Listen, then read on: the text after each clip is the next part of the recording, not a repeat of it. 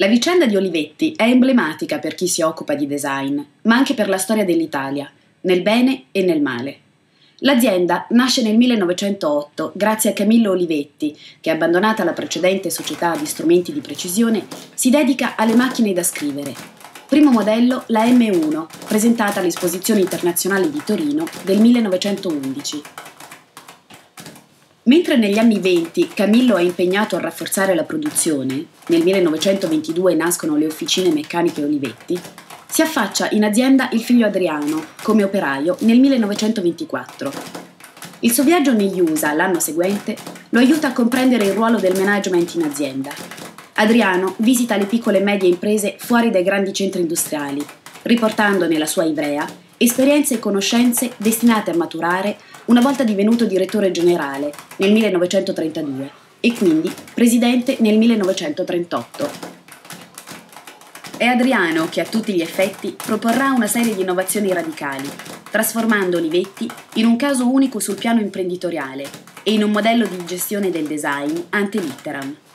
È con Adriano che la fabbrica si attrezza di immense rifornite a chilometri zero dalle fattorie di proprietà della famiglia, ma anche di centri sociali e asili, firmati da architetti modernisti come Figini e Pollini. La sua idea di società si esprime con la fondazione del movimento di comunità e annesse edizioni nel secondo dopoguerra, vero cenacolo intellettuale sotto la direzione di Renzo Zorzi.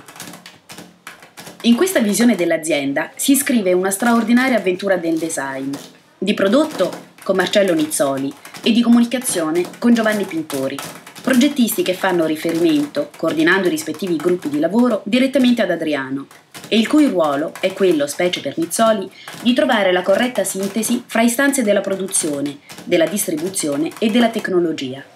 Il design è peraltro chiave di volta per l'apertura di mercati esteri. Nel 1952 il MoMA di New York riserva all'azienda piemontese la prima mostra monografica dedicata ad un'impresa. La Olivetti capisce molto presto che la nuova strada è l'elettronica e già agli inizi degli anni 60 vanta un gruppo di lavoro capace di anticipare le mosse della più potente IBM. A questo punto la sua storia si confonde con quella del bel paese, del quale ha rappresentato l'esempio più forte di capacità progettuale e anche ricostruttiva nel secondo dopoguerra. Alla prima crisi di liquidità, la cordata di soccorso composta da Fiat, Pirelli e Mediobanca impone la vendita del 75% del dipartimento di elettronica. Il restante 25% sarà comunque in grado, prima di essere a sua volta venduto, di generare ancora negli anni 60 il primo personal computer. Negli anni 70 e 80 Olivetti, scomparso Adriano, si rende comunque protagonista di altre grandi imprese, segnatamente nel design. Dalle corporate di Fonclair e Trini Castelli a quelle di Pieraccini, dalle postazioni da ufficio progettate da Sauden ai bancomat disegnati da Sotsas. Ma, come un classico epilogo di un'Italia senza memoria, il marchio, acquisito da Telecom, finisce per scomparire dalla scena produttiva.